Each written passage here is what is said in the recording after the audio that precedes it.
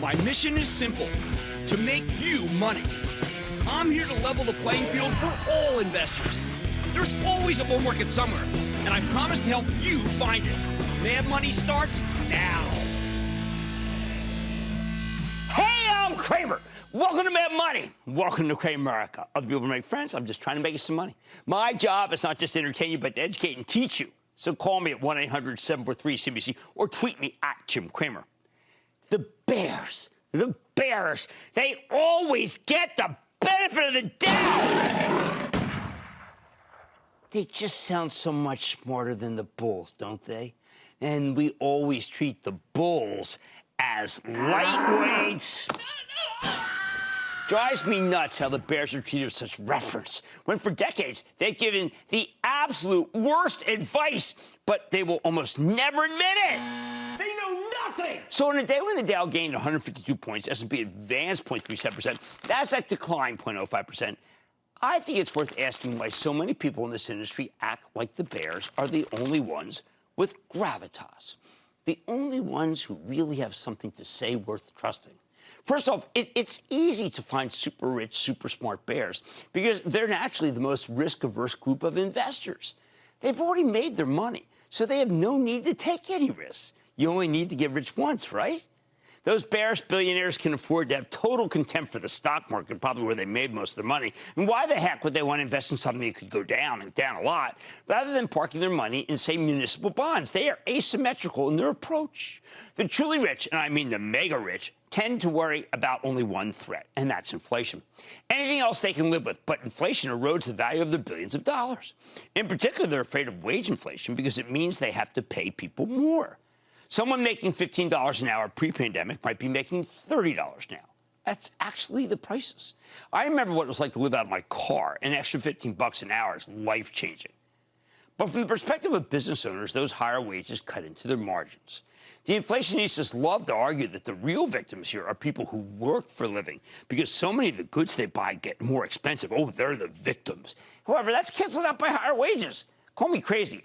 I think a strong labor market is good for workers. The problem is the bears have the strategic ability to grab the mic by virtue of the fact that so many of them are super rich and therefore adulated by the media. And I think many of the wealthy, wittingly or unwittingly, are pulling up the ladder behind them by scaring you away from the stock market with horror stories about the dangers of inflation lurking everywhere. But it's more than that. They're also scaring you away from some of the best stocks in the market that really don't have anything to do with inflation at all. It's a group that I'm now calling TAN. That's right, TAN. Tesla, Amazon, and Netflix. Originally, I wanted to go with Ant, but that's also a huge fintech company in China with a stillborn stock. Which means President Xi thinks they're too powerful. I tossed around that, too, but that sounded too much like Nordic American Tanker, one of the great stock disasters of our time. Well, the CEO is endlessly hopeful that tanker rates will go up, so the company will be in clover instead of bilge.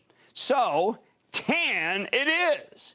I picked Tesla, Amazon, and Netflix because while I don't consort with hedge funds typically, the few times they've reached out to me invariably involved these three stocks and how they were going to zero.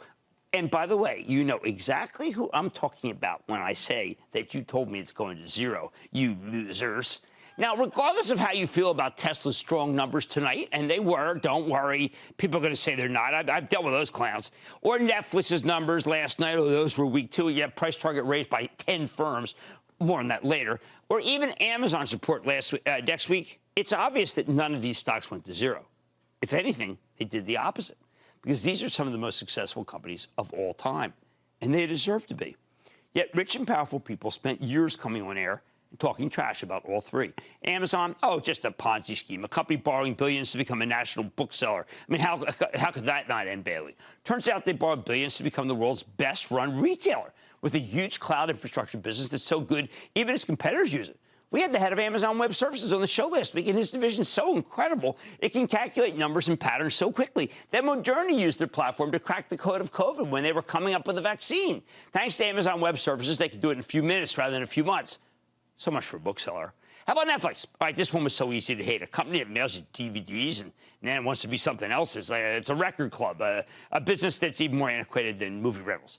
Then Netflix levers up, even worse, and decides to sell other people's content via subscription over the internet, really expensive content. Even after the streaming service took the world by storm, the skeptics were everywhere, whining about how Netflix is burning money paying for programming. In the end, they disrupted the entire entertainment business, though. These days, none of the smart money guys who shorted Netflix will ever admit to it on air, other than to say, oh, they got out in time, which I'm sure they didn't. That leaves me with Tesla. In my time, I've heard a lot of people talk trash about a lot of stocks, but I can't recall many that were as derided as Tesla. I've heard everything that the sales were juiced by tax credits. It can't make payroll. There's still a lot in the parking lot. It's all ledger to men. The cars blow up. Musk go into jail. These sure sounded like good reasons to short a stock, at least if they were true. But they were bogus, and shorting Tesla turned out to be financial suicide.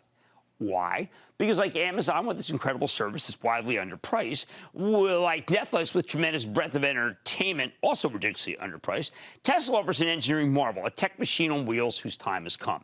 Now, I can count on one hand the billionaires I know who ever recommended an individual stock that they don't already have a gigantic position or just talking their book. Hey, one of the reasons I like Nelson Peltz, by the way, who was almost Scotty and me at halftime to celebrate Wapner's 10th anniversary, is that he doesn't think like a rich person. Peltz thinks like a young person, like someone who's still trying to make money. Somehow, he's still hungry, and hungry for you. Hey, by the way, so is David Tepper, the owner of the Carolina Panthers, who is still trying to help the little guy with insight and humility. That guy's pure joy. But aside from those few notables, frankly, you don't want to take your cue from super rich money managers, super rich investors, super rich owners. Do you think it's a coincidence that so many hedge fund guys made giant bets against TAN and lost? I don't think so. The people behind those companies wanted to create wealth for their shareholders. They were willing to take huge risks for you in order to help you get rich along with themselves. If you held their stocks for long, that's exactly what you did. That's huge for the vast majority of people. But if you've already got $1 billion, it's meaningless, which is why they have no appreciation for these companies or their evangelical leaders. The bottom line, it's time to end this ridiculous charade of bearish billionaires who've been negative for ages, being allowed to come on air and say everything they want about how bad things are, even as you've made so much more money being positive than they have in the last few years. You can't take investment advice from oligarchs, no matter how smart they sound, because they have a very different set of priorities and a very different agenda from you. And we need to stop pretending otherwise. Don't miss a second of Mad Money. Follow @Jim Cramer on Twitter. Have a question? Tweet Cramer. #MadTweets. Send Jim an email to madmoney@cnbc.com or give us a call at 1-800-743-CNBC. Miss something? Head to madmoney.cnbc.com.